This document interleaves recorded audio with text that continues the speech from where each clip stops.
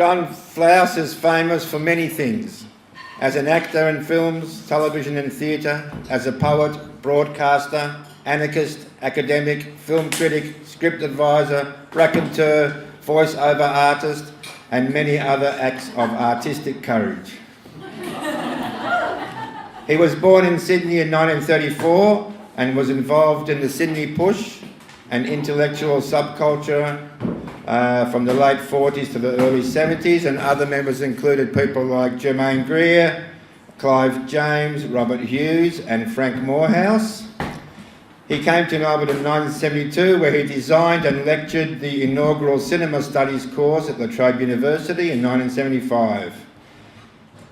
John has done a couple of more paragraphs of things. But we'll just skip to the last one. Now, he wrote his first poem at the age of 62 and plans to read it during his feature. His first book of poetry is titled Parallax. That's P-A-R-A-L-L-A-C-T-S. Parallax, like parallel acts.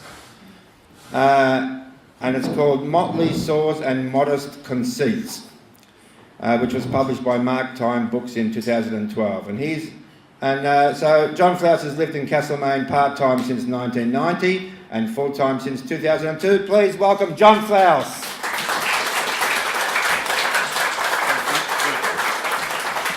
Thanks, Myron. Okay, thanks, mate.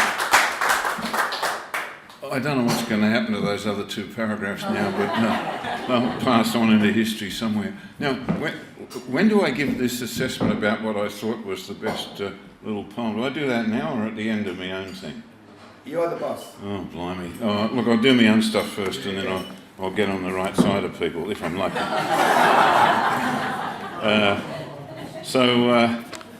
Yes, look, I'll read you the first poem I ever wrote. I was 62 years of age. I hadn't written a poem before that. I'd written a lot of other stuff, you know, particularly reviews of films and some plays and things over the years. But what had been happening, I think, was Natalie and I didn't live full-time in Castlemaine, but we had a little cabin up there and we'd leave Melbourne on weekends and come up.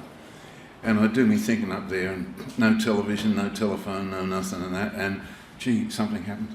Some part of myself grew as a result, you know, that city life had never allowed me to do, I was able to do up there.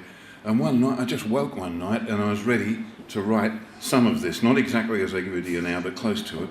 And I'd been reading the metaphysical poets particularly, and they influenced this. There's something I have to say to you about it though, that why hearing it is different from seeing it on the page.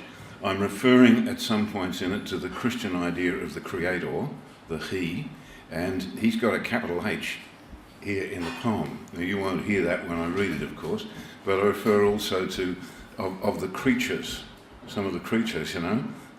So there's a He with a small h, and there's He, the Creator, with a capital H. Now you won't actually pick that up. Perhaps, no, we'll see.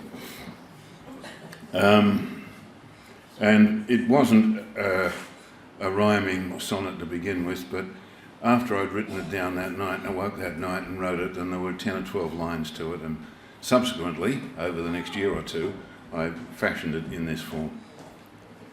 First there was darkness, darker than night, whence matter, bidden, came to be.